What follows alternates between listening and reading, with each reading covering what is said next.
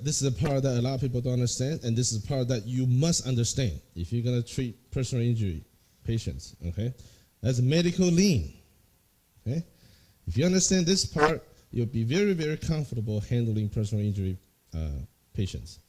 Liens make up, in my estimation, 90% of all personal injury cases. Virtually 90% of my cases are for liens.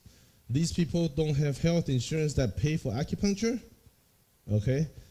These people that may have medical payments but not too much, or they have astronomical bills. They have $30,000 in bills. They only got $2,000 medical payment coverage. What you need to do is to get a lien on the case. You have to take liens, okay? But you got to be very careful. What are the advantages of taking a lien? First of all, does anybody know? Does everybody know what a lien is? Is there anybody that doesn't know? What a lien is, okay, is a lien guarantees that the doctor will be paid for his or her services out of the settlement of the patient's personal injury claim. That's what it is. It's a guarantee. It's a personal guarantee from the attorney. Okay, so a patient comes to you for treatment, and you verify with the patient. Patient doesn't have cash to pay you. Patient doesn't have health insurance. The patient doesn't have medical payments. But the patient is in pain. And the other party is at fault, and the other party has insurance. Well, that's 90% of the situation. Are you going to turn away such a case? No, don't turn it away. Get the lien signed. When that lien is signed by your patient and by the attorney, by the patient's attorney, that is a promissory note that the attorney tells the doctor, I said, look, I will promise to pay you, doctor, for your medical fees out of the settlements that we're going to collect from the insurance company. Okay? Now, usually, personal injury attorneys, like when we take on a case, we do not charge the patient up front. The client up front, right? We do it on a contingency basis. That means if the patient doesn't recover, if we don't recover, there's no fee. I don't get paid if I lose the case. So what am I going to do? I obviously will evaluate the case very carefully, right? If there's not a very good chance that we're going to prevail in this case, I will turn the case down, unless it's a huge case, right? If it's a average case, and it's a he said she said situation where both sides' evidence are about the same weight, probably most attorneys will turn that case down, okay? And in that case, your lien is going to be questionable. That's what we're going to be talking about. That's one of the cons of the lien, okay? But what a lien does is that guarantees that the attorney has to pay the doctor if the attorney is going to be paid and if the patient gets paid. Yes.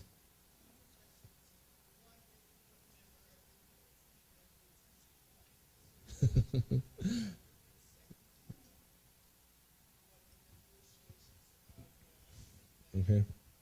All right. First question is, the attorney never returns call. That's very common. A lot of attorneys, they don't know the doctor. They'll blow the doctor off, and that's number one complaint people against attorneys in state bars. The attorney doesn't return calls to the client. Okay. In that case, you would document the fact that the attorney has not responded to your calls in writing. Okay. Let's say you called twice this week. At what time, which day? Document that. And the third time you call, the attorney still doesn't respond. Fax over a letter. Says, Mr. So-and-so, I've tried to reach you on this and that day, that time. You have never responded. This is what I want to talk to you about. Please respond. He doesn't respond again. Do it again. Okay. Do it like 2 or 3 times in a row. That'll get him to respond. Okay. And then your second question is, how do you negotiate, right, with the attorney? The way to negotiate, the best of your advantage is to know as much fact as possible. Okay, so you have to know how much the case settled for, what are the other doctors, how much is everybody getting paid. Okay, if there's no other doctor and the settlement, let's say your fee is $3,000. And the attorney got $15,000 for the case. Now the attorney is going to take 1/3, for example, 5,000. There's still 10,000 left, right? After paying you 3,000, the patient still has 7,000, right?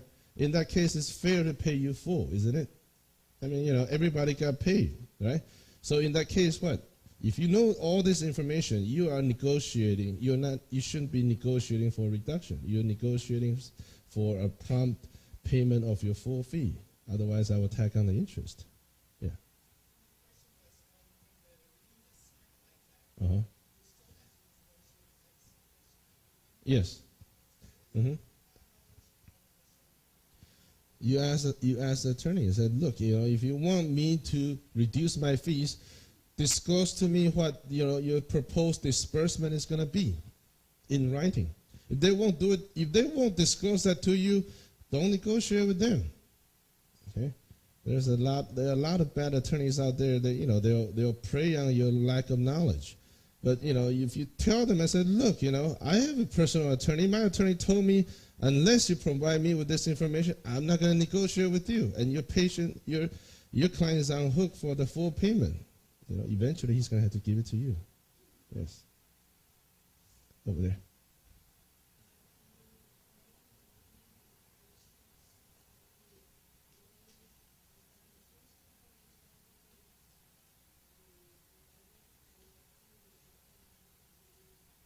No.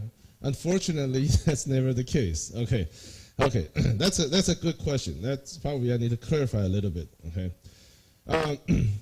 When a person gets hit in an auto accident, okay, the responsible party, in legal terms, is called the tortfeasor.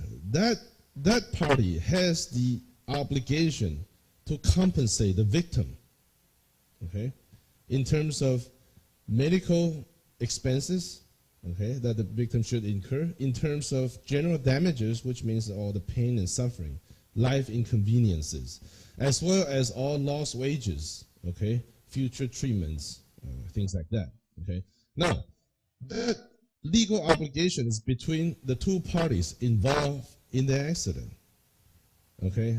When the doctor comes in, okay, and provides a treatment to the patient then has the legal obligation to pay the doctor for the services rendered, right? Now, there is absolutely no legal relationship between the doctor, you, and the responsible party, or the insurance over there. Do you understand that?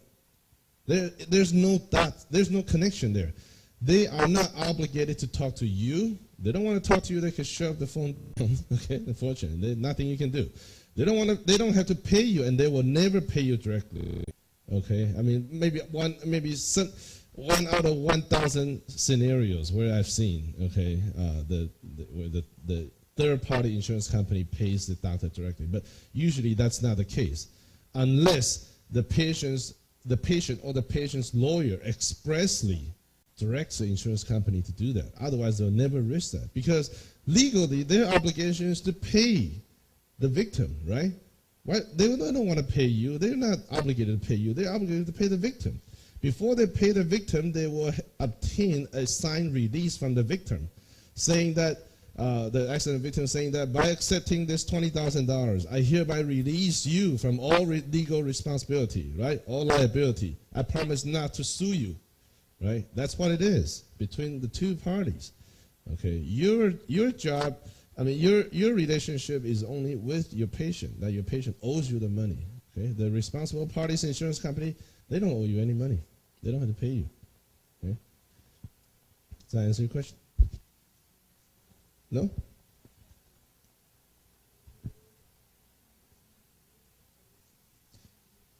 You can, but it's very, very rare.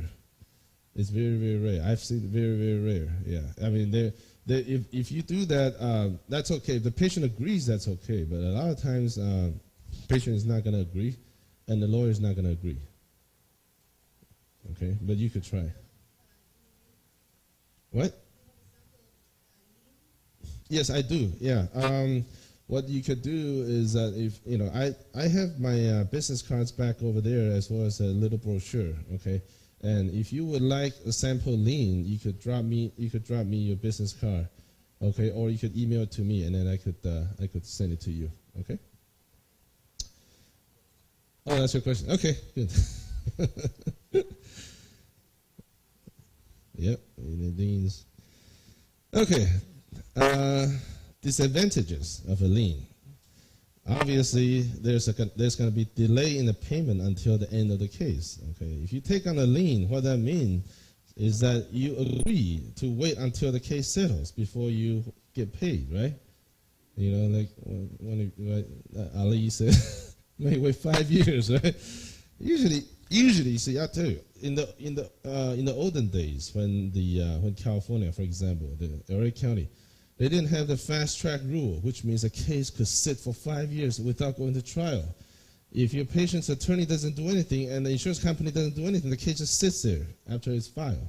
Okay, but nowadays that doesn't happen anymore. We have what we call a fast track rule. Okay, so the most that you probably wait is 2 years if there's no settlement. Okay.